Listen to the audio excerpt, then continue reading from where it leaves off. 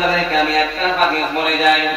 আমার রাসূলুল্লাহ সুন্দর করে বলেন, হাদিস পাকের মধ্যে পাওয়া যায় আল্লাহ নবী সুন্দর করে বলেন, নবী আমার সুন্দর করে জানিয়ে দিলেন।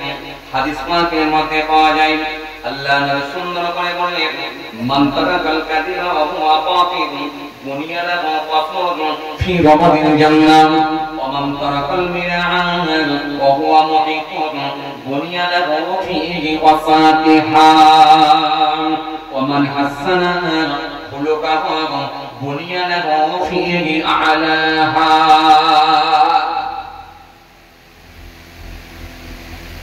আল্লাহ নবী সুন্দর করে বললেন, মান তারাকাল কাদিরা ওয়া হুয়া বাতিল বুনিয়া লাহু কসরুন ফি রামাদিল জান্নাহ ওয়া মান তারাকাল বিরাআ ওয়া হুয়া মুহিতুন বুনিয়া লাহু ফিহি ওয়াসাতিহা ওয়া মান হাসানা খুলুকাহু বুনিয়া লাহু ফি আ'লাহা। আল্লাহ নবী হাদিস পাকের মধ্যে তিনটে কথা বললেন, মোট তিনটে কথা। আমাকে নিয়ে এসেছেন মানে যে বিরাট আমি কাহিনী বলে যাবো, বিরাট যে ঘটনা বলে দিয়ে যাবো, টান দিয়ে শুরু করে দুটো ঘটনা বলবো, এমন নয়। আমি যতক্ষণ থাকবো গোটা পথে কোরআনের আয়াত বলবো, গোটা পথে হাদিস বলবো, দিয়ে একটা একটা করে কিছু প্রয়োজনীয় কথা বলবো, যাতে করে আমরা যদি সেগুলোকে কাজে লাগাতে পারি, আলহামদুলিল্লাহ এটা আমাদের জন্য উপকারে আসবে। কোরআন হাদিস দিয়ে ওয়াজ করলে কি হয়, মানুষ পরিবর্তনের জায়গায় আসতে পারে যদি সেগুলোকে মানুষ মূল্যায়ন না করে, যদি গুরুত্ব দেয়।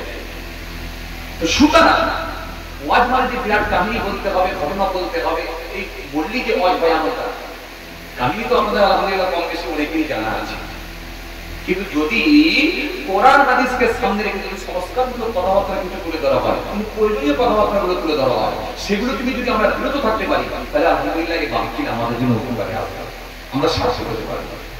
কথা দিতে পারছে এই মাহফিলে তাহলে আমাদের জন্য কাজে লাগবে। আসেন নবীর এই হাদিসকে সামনে রেখে আমি কয়েকটা কথা বলবো। রাসূলুল্লাহ সুন্দর করে বললেন, আল্লাহ নবী সুন্দর করে বললেন, মান তারাকাল কাযিবা ওয়া হুয়া বাতিল বুনিয়া লাহু কসরুন ফি রামাদিল জান্নাহ ওয়া মান তারাকাল মিরআ ওয়া হুয়া মুহিতুন বুনিয়া লাহু ফি ওয়াসাতিহা ওয়া মান হাসানা খুলুকাহু বুনিয়া লাহু ফি আ'লাহা। আল্লাহ নবী সুন্দর করে বললেন, মান তারাকাল কাযিবা ওয়া হুয়া বাতিল, আমি রাসূলুল্লাহ বলে গেছি পৃথিবীর জমিনে যদি মানুষ মিথ্যাকে যদি বর্জন করতে পারে,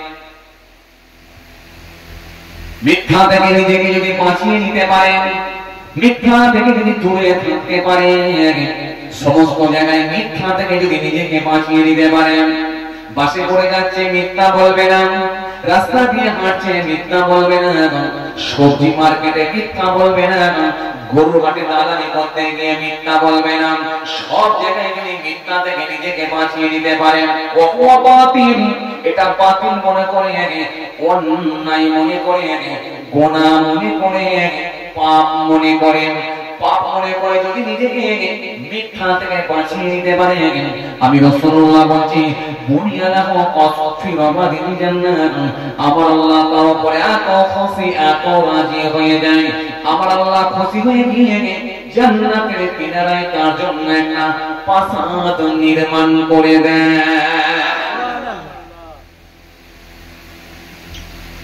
কথা বলতে পারছেন না? সমীক্ষা বলছে 100টা লোকের ভেতরে এখন 95টা লোক এখন মিথ্যা বলার ভেতরে কথা বলে। একটা কারিগর কোম্পানি সেখানে মিথ্যা চলে, কারিগরটা মনে করছে আজকে কোম্পানিটাতে যাবো না, কাজের জায়গায় যাবো না, কোথায় কাজ করে, হলদিয়ায় কাজ করে, হলদিয়া জাহাজ বন্দরে কাজ করে, মনে মনে ভাবছে আজকে কোম্পানির ওখানে যাবো না, সকালবেলা ফোন লাগি না, হ্যালো কি হলো রে, আসিসনি কেন, তোর তো কালকে আসার কথা ছিল। কি হয়েছে? প্রচুর পেটে লাগছে, শরীরটা খুব খারাপ।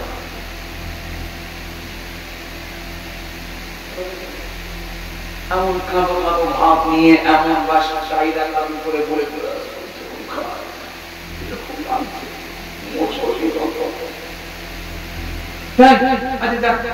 থেকে যেতে হবে, আজকে রেস্ট নিয়ে নে, একটু ওষুধপত্র ভালো করে খা, কালকে চলে আসবে সকাল সকাল। হ্যাঁ দাদা কালকে চলে যাবে। কোনটা রেখে দিয়ে বন্ধুরা বলছে বন্ধু আমি দিলাম কথা বলছেন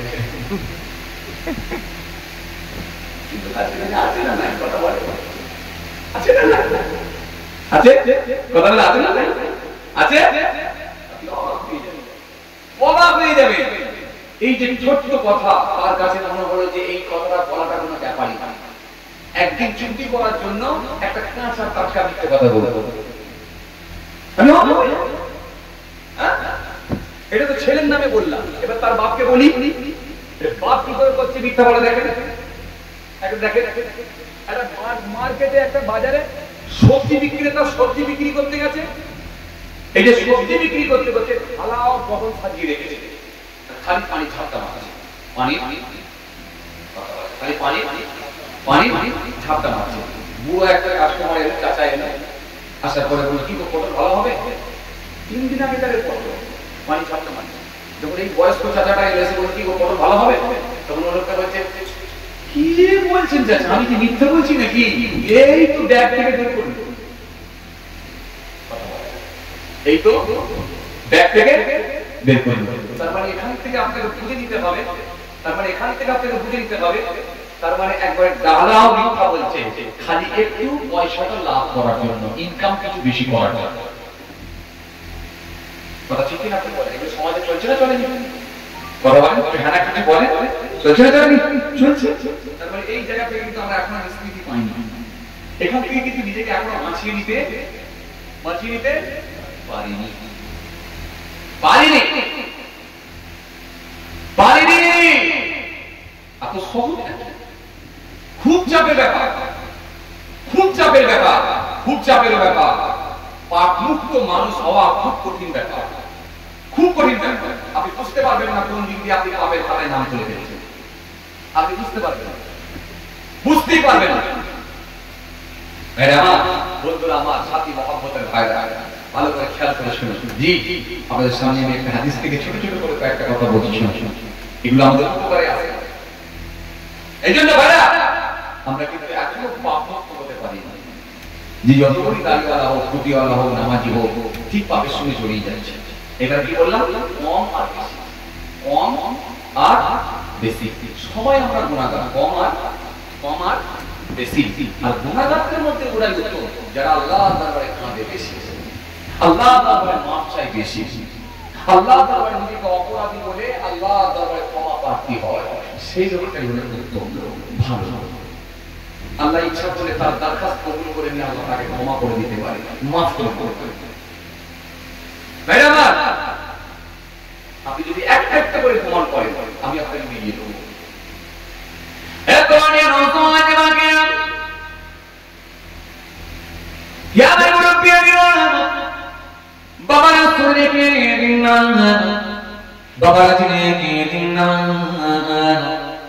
এখনো কিন্তু আমরা বেঁচে যেতে পারলাম না। আপনি অবাক হয়ে যাবেন, একটা আপনি হার্ডওয়ার্সের দোকান থেকে মাল কিনেছেন, হার্ডওয়ার্সের দোকানে গিয়ে আপনি মাল কিনলেন, হার্ডওয়ার্সের দোকানদারকে গিয়ে বললেন কত টাকা বিল হয়েছে, দোকানদার বলল ৬৫,০০০ টাকা বিল হয়েছে। আপনি দোকানদারকে বললেন দোকানদার ৫০,০০০ টাকা জমা দিচ্ছি, তুমি নিয়ে নাও ভাই, আর ১৫,০০০ টাকা আমি এখন দিতে পারবো না, 10 দিন পরে দেব, সামনে 19 তারিখে আমি দেব, অর্থাৎ 10 দিন পরে দেব, 10 দিন পরে আমি দেব, 19 তারিখে দেব। তার মানে আজকে 9 তারিখে আমি মাল নিয়ে গেলাম, 10 দিন পরে দেব, 19 তারিখে মাল টাকা দেব, কারণ 19 তারিখে আমার ছেলে টাকা পাঠাবে বোম্বাই থেকে, আমি 19 তারিখে তোমার বাকি টাকা 15,০০০ টাকা পেমেন্ট করে দেব। দোকানদার আপনাকে দেবে কি দেবে না? দেবে না? দেবে। কেন বলেন তো? ওই যে 50,০০০ টাকা দিয়ে দিয়েছেন জমানো এককালীন, এই দোকানদারের কাছে আপনি একটা বিশ্বাসের জায়গা তৈরি করে ফেলেছেন। ওটা কি বুঝতে পারছেন? দোকানদার বলবে যে 50,০০০ টাকা দিয়ে দিতে পারলো, সে কি 15,০০০ টাকা দিতে পারবে না? আরে তুমি নিশ্চিতে নিয়ে যাও, কোনো চাপ না, নিশ্চিতে নিয়ে যাও, কোনো চাপ নাই, তোকে 19 তারিখে দেবে, আপত্তি নেই, যাও নিয়ে যাও। এই যে 19 তারিখে যখন আপনি টাকাটা দেবেন বলে নিয়ে চলে এলেন, 19 তারিখ হয়ে গেল, 20 তারিখ হয়ে গেল, 21 তারিখ হয়ে গেল, 22 তারিখ হয়ে গেল, এখনো আপনি টাকা দোকানদারকে আপনি পেড করলেন না, পৌঁছে দিলেন না। এখন 22 তারিখে যখন দোকানদারটা আপনাকে ফোন করলাম, ফোন করে বলল হ্যালো আসসালামু আলাইকুম, ওয়া আলাইকুম আসসালাম, ভাই আপনি বললেন 19 তারিখে আসবো, আজকে তো 22 তারিখ, টাকা কি দেওয়ার কোনো সময় হয় না। তখন আপনি সেই সময় দোকানদারকে নাটক করে বললেন ভাই আমি আজকেই তোমাকে ফোন করতাম। চিটিংবাজি লোককে যখন আপনি তার চিটিংবাজিটা বুঝিয়ে দেবেন না, সে সঙ্গে সঙ্গে এমন ভাবে কাটান দেবে তার সত্যটাকে সে বোঝাবার চেষ্টা করবে। বলবে আজকে আপনাকে ফোন করতাম, মানে এতদিন যে ফোন করেনি সমস্যা নেই, এতদিন যে ফোন করেনি এটা তার অন্যায় নয়, এই যেদিনে আপনি ফোন করবেন সেদিনই বলবে আজকেই করতাম। মানে এরা হচ্ছে পাকা চিটিংবাজ। এই চিটিংবাজ লোকের একটা কোয়ালিটি আছে, এদের কথাগুলো হয় খুব মিষ্টি মিষ্টি, শুনছেন কথা ভালো করে বুঝুন। এবার বলতে ভাই আমি আজকে আপনাকে ফোন করতাম, দোকানদার বলছে কি হয়েছে ভাই বলেন। তখন দোকানদারকে আপনি বললেন হ্যাঁ আমার ছেলে টাকা পাঠাবার কথা ছিল ঠিকই, কিন্তু কোম্পানি আমার ছেলেকে টাকা দেয় না, এই জন্য ছেলে আমার না টাকা পাঠানোর কারণে আমিও আপনাকে দিতে পারি না। আপনি কিছু মনে করবেন না, সামনে 1 তারিখে আমার ছেলে টাকা দেবেন, 2 তারিখে আপনার ওখানে গিয়ে আমি পেমেন্ট করব। দোকানদার বলল সমস্যা নাই, আপনি কিন্তু 2 তারিখের মধ্যে চলে আসবেন। 2 তারিখ যখন হয়ে গেল, 2 তারিখ হয়ে গেল কোনো খবর না নাই, 1 তারিখ 2 তারিখ 3 তারিখ 4 তারিখ 5 তারিখ হয়ে গেল কোনো খবর নাই। যখন 5 তারিখ হয়ে গেছে কোনো খবর নাই, তখন দোকানদার আপনাকে ফের ফোন করেছে আসসালামু আলাইকুম, ওয়া আলাইকুম আসসালাম, ভাই আপনি বললেন 2 তারিখে আসবো, আজকে তো 5 তারিখ হয়ে গেল, কি ব্যাপার। তখন এবার আপনি ঘুরিয়ে মেজাজ দিচ্ছেন, নিয়ে বলছেন তুমি না যখন তখন ফোন করো, কেন কি হলো? আরে আমি কত বিপদ আছি জানো। বলে কি হয়েছে? বলে গত কালকে আমার শ্বশুরটা মারা গেছে, আজকে দাফন করে দিয়ে এলাম। তুই বড় এই সিচুয়েশনে যাওয়া যায়? মারা যাওয়ার কথা বললে যত বড়ই লোক হোক না কেন, যত বড়ই একজন রাগী লোক হোক না কেন, নরম হতে বাধ্য। কথা বলছেন না কেন? বাধ্য। তখন লোকটা নরম হয়ে গিয়ে বলছে ভাই আমি তো আর বুঝতে পারিনি, ফোন করে ফেলেছি, যা কিছু মনে করেননি, আপনি ঝামেলা মিটিয়ে ধীরে সুস্থে আসেন। তখন আপনি ওই সময় মিষ্টি সুরে বললেন ভাই চিন্তা করতে হবে না, আপনি একটা দিন সময় দাও, কলমাখানিটা হয়ে গেলে আমি ঠিক আসছি। অথচ ঘরে গিয়ে যদি দেখেন শ্বশুর আরামের সঙ্গে ঘুরে বেড়াচ্ছে, কি কথা বুঝতে পারছেন? শ্বশুর আরামের সঙ্গে ঘুরে বেড়াচ্ছে। শ্বশুর যদি জানতে পারে যে আমার উপরে মিথ্যা চালিয়ে দিয়েছে, আমি মরে গেছি বলেছে, বলবে তোর মতো জামাই আমার লাগবে না, জীবনে ফিটি উঠবি, প্রয়োজনে মেয়েকে পাঠাবি, তুই বেটা কোনোদিন উঠিসনি, তুই একদিন চাপটা শ্বশুর বেঁচে আছে তাকে মরে গেছে বলে চালাচ্ছিস। কত বড় কথা বললো। আপনার এবারে কি হলো শোনেন, আপনার যুক্তিতে কোনো সমস্যা নাই, কিন্তু যেটা যদি কোরআন হাদিস দিয়ে দেখা হয়, মাপকাঠি দিয়ে যদি মেপে নেওয়া হয়, আপনি এখন বর্তমানে কোন জায়গায় আছে একবার দেখে নিন। রাসূল বললেন শোনো আমি রাসূল তোমাদের কিছু আলামতগুলো বলে দিয়ে যাই। মুনাফিকের লক্ষণ বলবো, মুরতাদের লক্ষণ বলবো, ফাসিকের লক্ষণ বলবো, আর কি বেঈমানের লক্ষণ বলবো। বেঈমানের কিছু লক্ষণ আছে যেগুলো আমাদের সমাজে মিলে যায়, ফাসিকের কিছু সিম্পটম লক্ষণ আছে যেটা আমাদের সমাজে মিলে যায়, মুরতাদের কিছু লক্ষণ আছে যেটা আমাদের সমাজে মিলে যায়, আর মুনাফিকের কিছু লক্ষণ আছে যেটা আমাদের সমাজে মিলে যায়। রাসূল বললেন শোনো মুনাফিকের লক্ষণ হবে তিনটে। এক নম্বরে কি আমি রাসূল বলছি ইযা হাদাসা কাযাবা, কথা বললে মিথ্যা বলবে। কথা বুঝতে পারছেন? বুঝতে পারছেন? ওই যে পেটে যন্ত্রণা করে চালিয়েছিল, মনে আছে? মনে আছে? মনে আছে? ওই যে বলেছিল যে আমার শ্বশুর মারা গেছে বলে চালিয়েছিল। মনে আছে ছেলে টাকা পাঠায় করে চালিয়েছিল, ডেট দিয়েছিল। এটা হলো নাম্বার 1।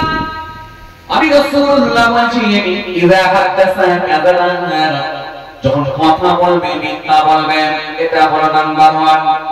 নাম্বার 2 হলো ওয়াইযা ওয়া'আদা আখলাফা, ওয়াদা দিলে সে কখনো পূরণ করবে না, ওয়াদা দিলে কোনদিন সে পূরণ করবে না। খালি ডেট নেবে 11 তারিখ, ডেট নেবে 17 তারিখ, ডেট নেবে 29 তারিখ, ডেট নেবে 3 তারিখে, কিন্তু বছরের পর বছর দেখলে তার টাকাটা কিন্তু পেমেন্ট করবে না, ওয়াদা দিলে পূরণ করবে না। এটা হলো দ্বিতীয় লক্ষণ, দ্বিতীয় আলামত। বাবাজি এগুলো আমাদের সমাজে আছে নেই না? হ্যাঁ, আল্লাহওয়ালা মানুষ কি বলে যে কথা বলছেন না কেন, যে 4.5 বছর হয়ে গেল মুদিখানা দোকানে ধার খেয়েছে 10,000 টাকা, এখন পর্যন্ত দেয় না। লাস্টের লোকটা মারা গেল, ওই 4,500 টাকা দিলুনি, যে 4.5 বছর হয়ে গেল এখনো টাকাটা পেমেন্ট করলো নি, 10 বছর হয়ে গেল।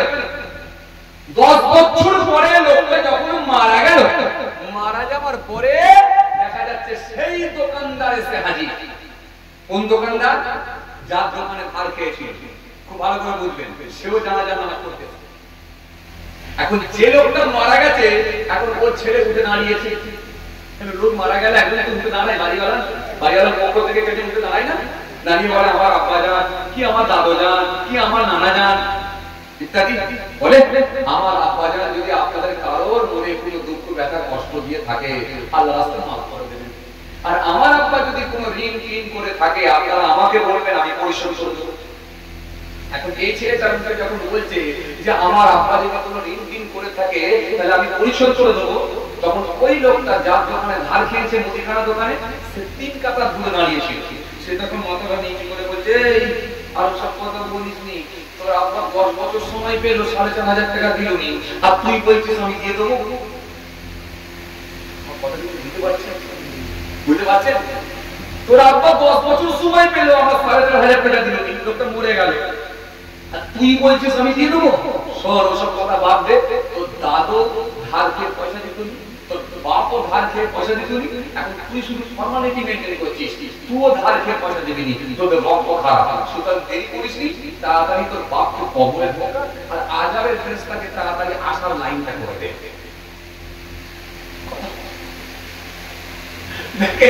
আমি হয়তো আপনার সামনে একটু মজা করে বলেছি বলে তাই আপনারা হাসছেন, কিন্তু এটাই কিন্তু বাস্তব কথা, এটাই বাস্তব। ওই লোকটা তখন আফসোস করে বলবে তাড়াতাড়ি ভেতরে ঢোকা, আজাবের ফেরেশতাকে আসার লাইন করে দে। কেন যত তাড়াতাড়ি ফেরেশতা আসবে তত তাড়াতাড়ি পেটানো শুরু হবে। কথা বলছেন না কেন? আর ভেতরে ঢোকাতে দেরি করলে তো ফেরেশতা আসতে দেরি হবে, কথা বলছেন না কেন? ভেতরে ঢোকাতে দেরি করলে ফেরেশতা আসতে সময় লাগবে, তাড়াতাড়ি ঢোকা, তাড়াতাড়ি ফেরেশতাকে আসতে দে। তার মানে আমি কিছু না করতে পারলেও অন্তত ওইখানে মাঠটা চালু করতে হবে।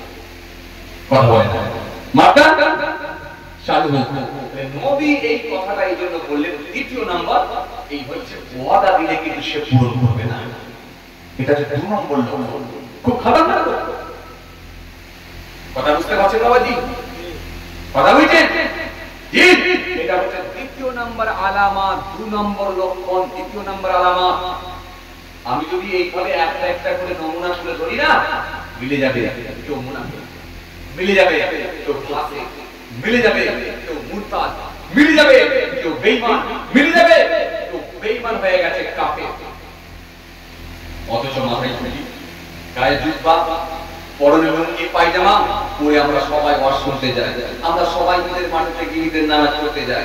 জুম্মার দিনে হয়তো কেউ সুন্নত পড়ে, কেউ পড়ে না, দুরাকাত করতে যায়, শুধুমাত্র এগুলো আমরা পড়ি।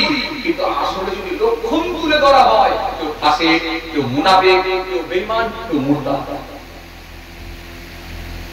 এখন এই কথাগুলো বললে অপ্রিয় কথা, কিন্তু একেবারে সত্য কথা, সত্য কথা। এখন আপনারা বলেন না, যদি আমি কাউকে বলি এ মুনাফিক এদিকে আয়, লাফিয়ে বেরিয়ে আসবে না? বলবে কি বলবে?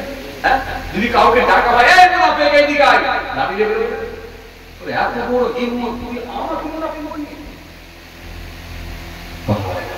আর যদি লক্ষণ করে তুলে দেওয়া হয় এই এই কাজ করলে মুনাফিক হয়, তখন তো মাথা শুনতে বলবে এইগুলি তো আমার মধ্যে আছে। এখন কাউকে যদি বলা হয় এই জানোয়ারের বাচ্চা এইদিকে আয়, লাফিয়ে বলবে এত বড় হিম্মত, তুই আমাকে জানোয়ারের বাচ্চা বললি? আর যদি ঘুরিয়ে দেয়, ঘুরিয়ে দিয়ে বলে ও তুই যা কাজ করবি না, পুরো বাঘের বাচ্চার মতো, এই বাঘের বাচ্চা এইদিকে আয়, তখন ছাতিটা ফুলিয়ে দিয়ে জামাটাকে ভিজিয়ে দিয়ে বলছে আমি এরকমই ঘটনা ঘটাই। কথা বলছেন না কেন? এরা কিছু বলে বাঘের বাচ্চা বললে কোনো সমস্যা নেই, বাঘের বাচ্চা বলেছে মানে বিরাট রাগ, কিন্তু জানোয়ারের বাচ্চা বললে রাগ হয়ে যাবে। তার মানে আসলে কিন্তু বাঘটা জানোয়ারের বাইরে।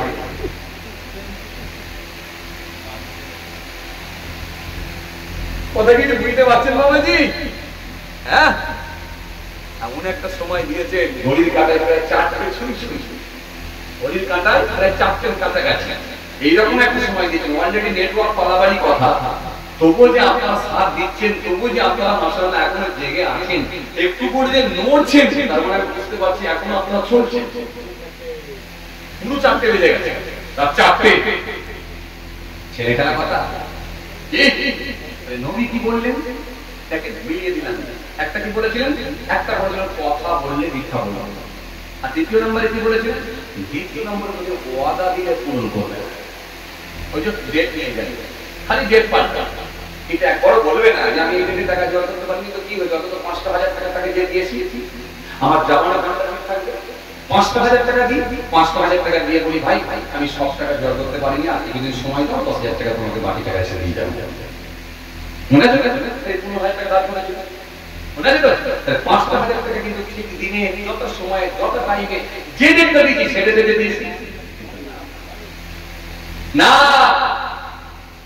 এই বলে এই আলামতটা হলো না। দুটো। আর 3 নম্বরে কি? 3 নম্বরে হলো ওয়াইদা তুমি আমানতটা খেয়াল রাখো।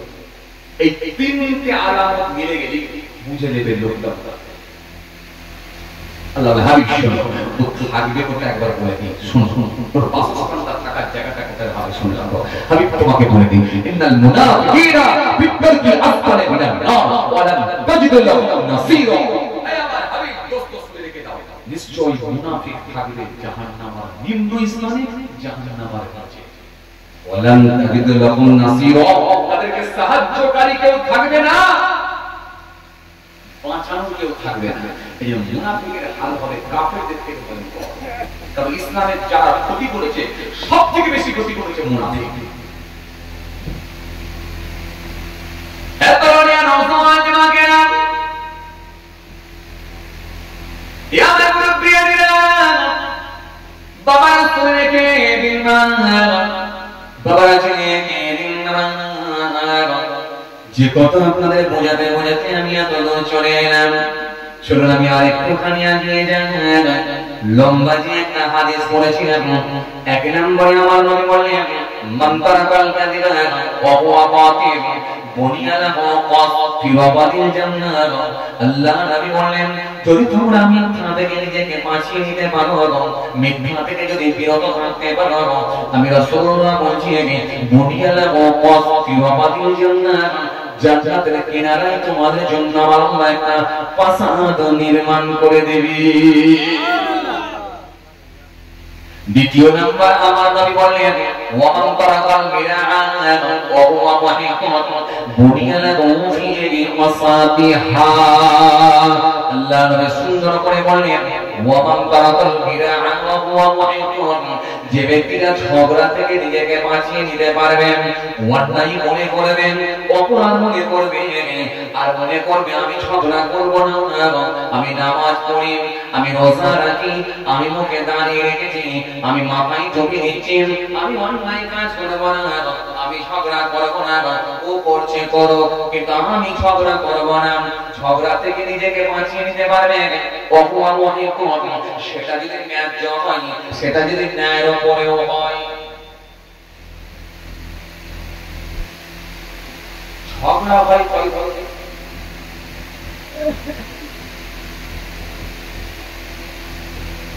আপনারা একটু বলেন আমি তো একবার দুবার জিজ্ঞেস করছি, সবসময় জিজ্ঞেস করি ঝগড়া হয় কয় ধরনের?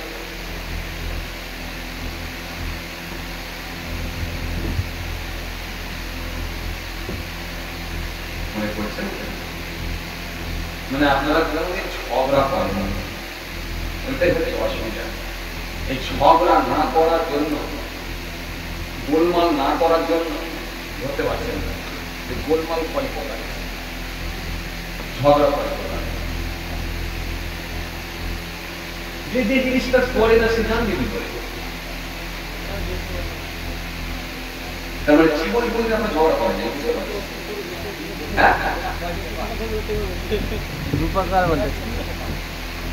বিভিন্ন চাচা একটা বুড়ো বয়সের অভিজ্ঞতা থেকে একটা ভালো কথা বলেছে, বলছে বিভিন্ন প্রকার, মানে অনেক প্রকার, অনেক প্রকারের ঝগড়া। এটা ঠিক, যদি আল ছাড়তে গিয়ে হয়ে যায়, ঘর করতে গিয়ে হয়ে যায়, ভিত খুলতে গিয়ে হয়ে যায়, সম্পত্তি বন্টন করতে গিয়ে হয়ে যায়। কথা বলছেন না কেন? হয় কি ভাই? পরের জায়গা থেকে কি বলে ফসল তুলে দিলে হয়ে যায়, অন্য লোকের পুকুর থেকে মাছ তুলে দিলে হয়ে যায়, লোককে না বলে আম গাছে বিল পেরে আম পেরে দিলে হয়ে যায়। বিভিন্ন প্রকার, সবগুলো কিন্তু ঝগড়া, এগুলো সব কিন্তু ঝগড়া। কিন্তু ঝগড়া হলেও এগুলো কিন্তু একটা জায়গায় আসতে হবে, সবই কিন্তু ঝগড়া হচ্ছে। কিন্তু আমি বলেছি ঝগড়া কয় ধরনের হবে।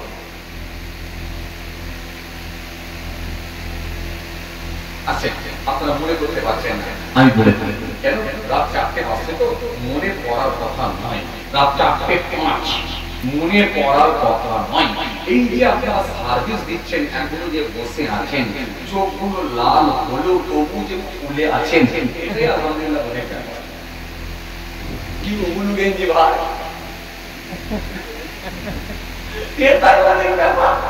আমি আপনাকে খুব বেশি চাপ দেবো না, প্রথমে বলেছি আবার বলছি খুব বেশি চাপ দেবো না। মানে আপনারা শুধু আমার সঙ্গে একটু বসে থাকলেই হবে। আসেন, খেয়াল করেন, এই যে ইউটিউবার ভাই চোখ তো সব ছোট হয়ে যাচ্ছে, আসেন তাকান, খেয়াল করেন। আসেন, ঝগড়া হলো দুই প্রকার, একটা অন্যায় ভাবে ঝগড়া আর একটা ন্যায় ভাবে ঝগড়া। অন্যায় ভাবে ঝগড়া কেমন আর ন্যায় ভাবে ঝগড়া কেমন? খুব ভালো করে বলবেন, খুব ভালো। আপনি একটা জায়গায় বাড়ি করেছেন, 3 ফুট জায়গা ছেড়ে বাড়ি করেছেন। এখন পাশের জায়গাওয়ালা সে আপনার জায়গায় 3 ফুট জায়গা ছাড়া জায়গাতে একটা গাছ লাগিয়েছে। এখন আপনি যখন ছাদের উপরে গিয়ে দুতলার উপর থেকে জানালা দিয়ে দেখতে পেলেন যে হঠাৎ করে আমার জায়গায় একটা গাছ লাগিয়ে দিয়েছে, এখন আপনি যদি বলতে যান তাহলে ঝগড়াই পরিণত করবেন। এখন আপনি যে এই বলতে গেলেন, এটা ন্যায় হবে না অন্যায় হবে? এবার আপনারা বলবেন, বলুন এটা ন্যায় হবে কেন? আপনি আমার জায়গায় যা গাছ লাগিয়ে দিলেন, এটা বলতে কি ঝগড়া হবে? ঝগড়া সৃষ্টি হবে। কিন্তু এই যে কথাটা বলতে গেলেন, এটা কি অন্যায় কথা নয়? এটা ন্যায়, এটা আমার জায়গা। কিন্তু যে লোকটা জোর করে গাছ লাগালো, সে যদি টেম্পার নিয়ে বলে বেশ করেছে লাগিয়েছি, তাহলে সে করেছে মানে কথা বলে। আমি মনে বুঝাতে পারছি না, বুঝাতে পারছি, অযথা বুঝে নেওয়া যায়, বুঝতে পারছি। রাত 4:05 ঘড়ির কাঁটা, চলেন টাকা। তাহলে যে লোকটা জোর করে বললো বেশ করেছি লাগিয়েছি, তাহলে এই লোকটা বললো অন্যায় ভাবে, কারণ এই লোকটা পায়ে পা দিয়ে ঝগড়া করেছে। আর আপনি বললেন যে কেন লাগালেন, তার মানে আপনি প্রতিবাদ করতে গেছিলেন, সেটা ন্যায়ের উপর, অন্যায় ভাবে না, ন্যায়। তাহলে হক কথাটা বলতে গেলেন বলে ঝগড়া হয়ে গেল। তাহলে আপনি ছিলেন ন্যায়ের উপরে, সে কিন্তু ছিল অন্যায় ভাবে। তাহলে ঝগড়া দুই ধরনের হয়, একটা ন্যায় ভাবে আর একটা অন্যায় ভাবে। আচ্ছা, এইবার আসে ঝগড়া হলে কে যেতে?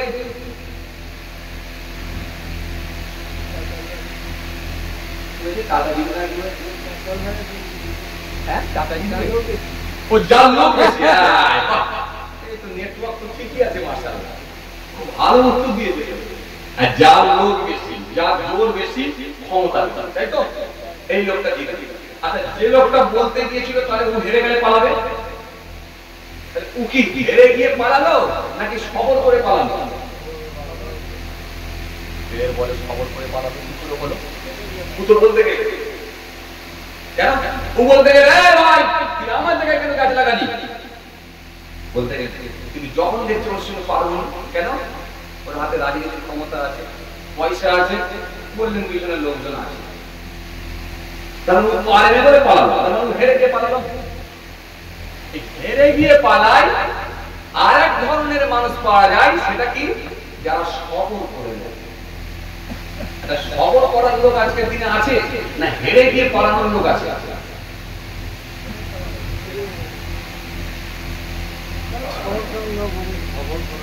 সবর করার লোক আছে, মানে পুকুরে মাছ ধরে নিল দেখে কিছু বলে না,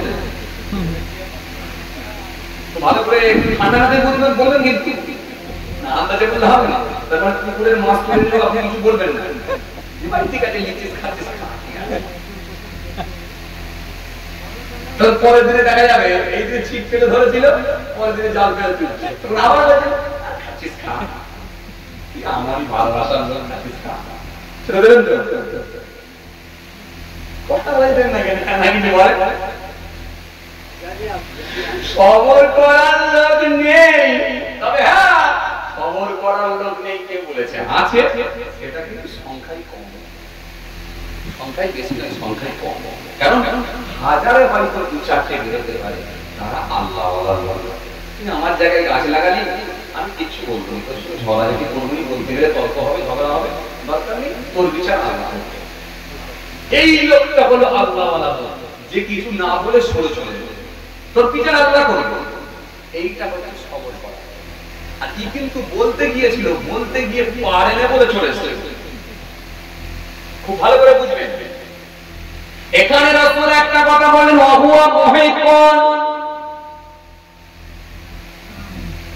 যদি সেটা ন্যায্যমান ন্যায়ের উপরে হয়, এরপরেও যদি সবর করে নেয়, আমি তোকে কিছু বলবো না, তোর বিচার না করবে, আমি এখান থেকে চলে গেলাম।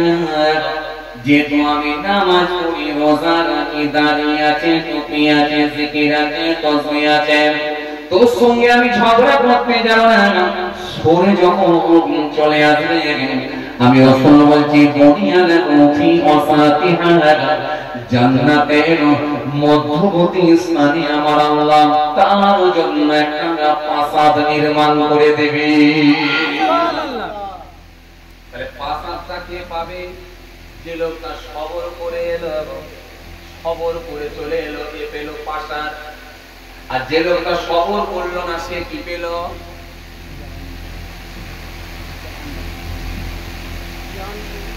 জাহান্নাম। জাহান্নাম কবে পাবে? বেঁচে থাকলে পাবে না, মরে যাওয়ার পরে পাবে? মরে যাওয়ার পরে। তো মনে করি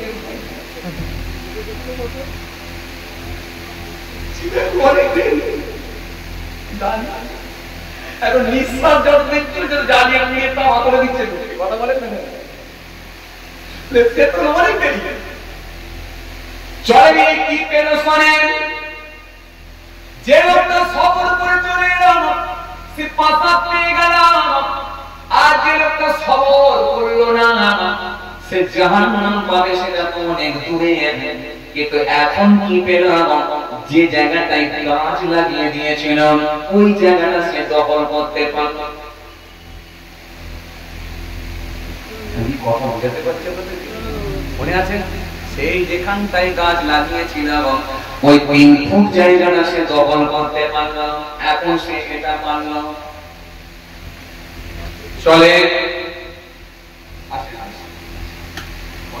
তাহলে এই জায়গাটা দখল করতে পেরেছে, এটা পেয়েছে, আর ওই লোকটা সবর করে নিয়েছে বলে প্রাসাদ পেয়েছে। আর একটা লোক বের করেছিলেন আপনি,